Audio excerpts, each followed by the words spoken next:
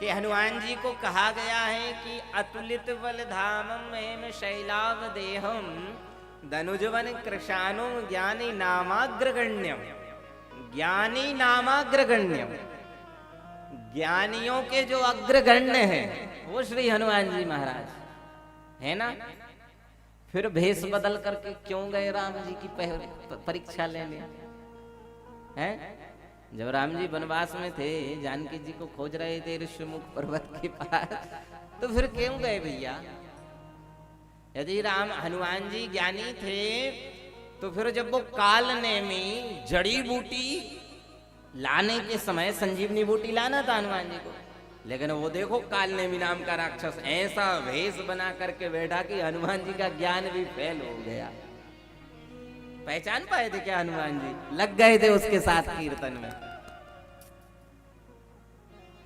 ज्ञान मार्ग से मंजिल को पाना भी बड़ा कठिन है। वो तो कोई विरला ही होगा, मनस्वी यशस्वी तपस्वी यतेंद्र मुनेन्द्र सुधेंद्र अमलात्मा विमलात्मा, जो इस संसार से ही नहीं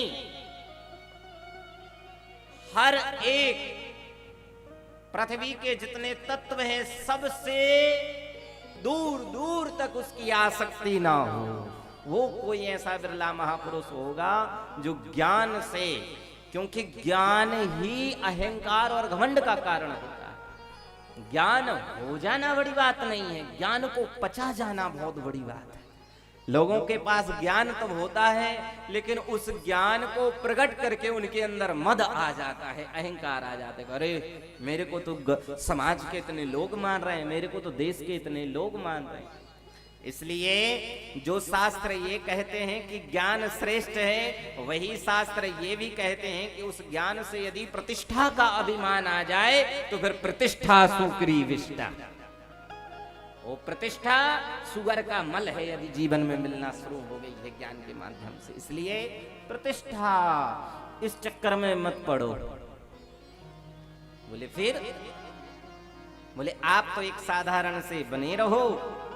अंतिम में जब कहा गया ना, जब सारे हर एक चीज लीलाएं हो गई तो हनुमान जी से पूछा कि आपका परिचय बताओ क्या है। तो हनुमान जी अपने जीवन में सब कुछ देख चुके थे। तो अब की बार जब हनुमान जी से पूछा गया कि आप तो ज्ञानियों के अग्रगण्य हो, कहा भैया नहीं, अब मत कहो, जो जो कहना था सो कह लिए। तो बोले अब कौन हो? कि दासो हम कौशलेंद्रस्य, अब मेरी केवल एक ही पहचान है, दासो हम कौशलेंद्रस्य। अब मैं राम जी का दास हूं, सेवक हूं, यही मेरी पहचान है और मैं कुछ भी नहीं। जब अपने अंदर दासत्व भाव आ जाए, सेवा का भाव आ जाए, तो भज सेवायाम धातु से, सेवा शब्द से ही भजन प्रकट हुआ है। आप जिस दिन मंदिर जाना प्रारंभ कर दिए, समझ लो कृपा आनी शुरू हो गई। आप जिस दिन अपने हाथ से ठाकुर जी का श्रृंगार करना शुरू कर दिए, ठाकुर जी आपसे बात करने लगे।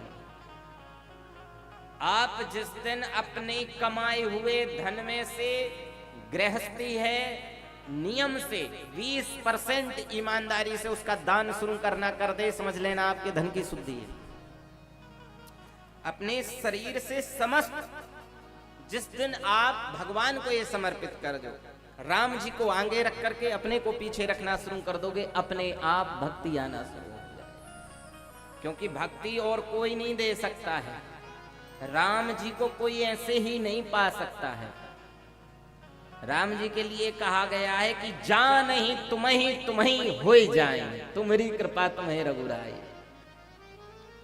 तुम्हारी कृपा तुम ही रघुनंदन, जाने भक्त भक्ति अरुचंदन।